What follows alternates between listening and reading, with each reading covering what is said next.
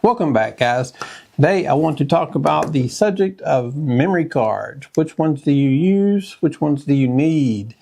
This is mostly going to be focused on photography. I will mention a few things about video, but this is mostly going to be based around photography. Toward the end of the video, I'm going to give you my 3 favorite cards and the ones I think give you the most bang for the buck. But let's get it started onto what all these numbers mean on these cards. So I'm going to put on the screen a memory card for you to look at right now. If you see where it says SDXC, that is primarily the card you want to be looking for right now. That will give you up to 2 terabytes of space, although I wouldn't go over 1 terabyte because if you lose a terabyte or 2 terabytes of information, that's a lot of information to lose. So I've got 2 memory cards in my camera, so I stick with the 256 in the back and 128 or smaller in the front, as the front one's the one I'm always pulling in and downloading. So the back one I use is pretty much just a external hard drive, and when I'm done with it, I just put it away and keep it as an external hard drive. It's just yet another place to store your pictures. The U number that you see with the 3 in it says, you see the U with a 3 in it. That means you're going to get at least 30 megabytes of write speed, although most cards are going to give you more than that. You can look over to the right and it'll say write speed 130 megabytes. So that's kind of important. But so just make sure you're using the U3.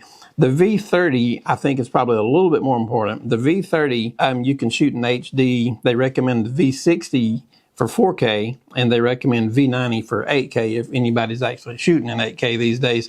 But I have found that with the V30, I've been just fine shooting in 4K, although I shoot mostly in 1080. Occasionally I do switch over to 4K, and I've had no problems with the V30. So with that said, I think you're fine with the V30 unless you're just doing maybe an hour's worth of 4K. You might want to go up to the V60. A lot of cards don't show you all this information. SanDisk will show you a number, but I think it's just the read number that they show.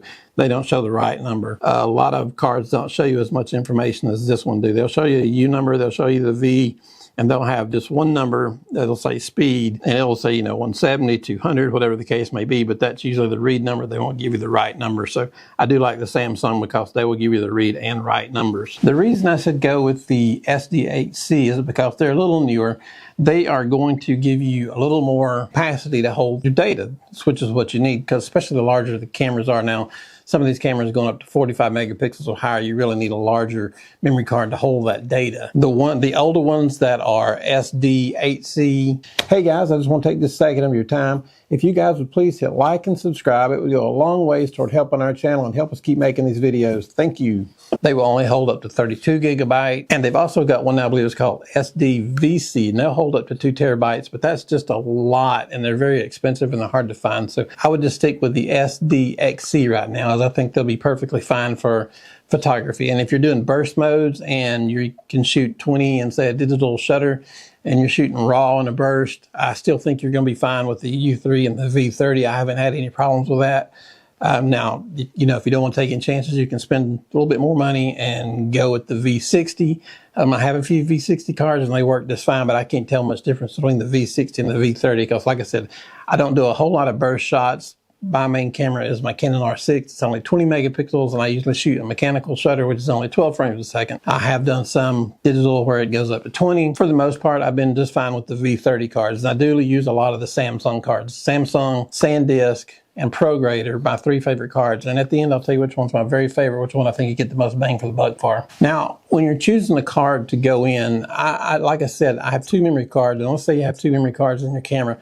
The back card that stays in, I don't like to go over 256 because if you go over 256, that's just a whole lot of data that you don't want to lose. If it's a terabyte and you lose a terabyte's worth of data, that is a lot of pictures that you've lost. So 256 is a lot too, but also keep them backed up in multiple places. But I like to keep a card in there for a good while. So 256 seems to last me for a decent while, and I change it out and put in another one. So the front card, the size on it, if I'm at a wedding, I don't want to get caught short-handed and run out of pictures and have to only shoot to 1 card. So I generally start out a wedding with a 128 in there, and it's been just fine. And you can tell by looking at your camera how many shots you've got left. So if I'm getting kind of low, I'll switch out one of the cards and go that route so that I don't want to get caught. So we're to a point where I've got, a bride and groom ready for a shot, and I've got to go run and find another memory card. So that's something you just don't want to do. It just doesn't look professional. So I know that memory cards can look confusing with everything that they show, and especially things they don't show. One thing I highly recommend is staying with a name brand. Don't go with some of these weird brands you see on Amazon, and even some of the name brands you see on Amazon. When you get them, take your card, put it in the camera to verify that you've got that much storage space, because you will come into counterfeits on Amazon. So if you buy a SanDisk 256 on there, when you get it, put the card in your camera and make sure it's 256, because there are a lot of frauds out there. And SanDisk, being a main name card, is one that's highly counterfeited. So that's the first thing I do when I get it. Put it in the camera, make sure that's actually the size, check the speed, make sure everything works out. So that's kind of important to do. You want to know that before you get to your photo shoot and not after you get to your photo shoot. Now, my favorite card, I've had good luck with SanDisk, and I love ProGrade. I love Samsung. Now, ProGrade, pretty expensive card. Samsung is a lot cheaper. I think Samsung, you get a little bit more bang for your buck. Even though the ProGrade cards are fantastic, cards are a little bit faster. You know, they have a good recovery system for them through the company, but they are about 4 times more than what you can get a Samsung in the same range for. So I do a lot of Samsung cards because of that reason. I do have a lot of ProGrades. I like them. I have no problems with them. They're just expensive. I will try to use my ProGrades more at weddings, and I'll use my Samsungs more for models and stuff. The more important the shoot, or I don't want to say more important, but you can't just redo a wedding. So you want to go with the best of what you have when you get to a wedding. So when you get to a wedding, I will put in a ProGrade card in at least one of the slots, because I want to make sure, you know, we don't have any problems. And that's the thing I love about having 2 memory cards in the camera, is the odds of one card going bad is pretty low, but the odds of 2 cards going bad at the same time is very low. I'm not saying it's impossible, but I am saying it's very, very low. So I'm much more comfortable shooting with 2 cards in the camera than I am with one. And when I'm shooting, I didn't mention this before, I don't shoot video to one card and photo to the other card. I don't shoot RAW to one card and JPEG to the other card. I shoot the same thing to both cards. If I'm shooting video, I'm shooting video to both cards. If I'm shooting RAW and JPEG, I'm shooting RAW and JPEG to both cards. So it's duplicate. It's not one or the other, because that's just another way of backing things up. And I forgot to mention that earlier. That's very important. So make sure that you duplicate everything that goes onto each card. Photos and videos, JPEG and RAW, everything goes onto both cards at the same time. You don't want to divide them up, because then having 2 cards is really of no use. But the Samsungs I like, you can get a 256 Samsung for about $30. If you jump into a ProGrade that's 256, I think you're looking at more, off the top of my head, I think it's more around $85. So there's a huge price increase in that.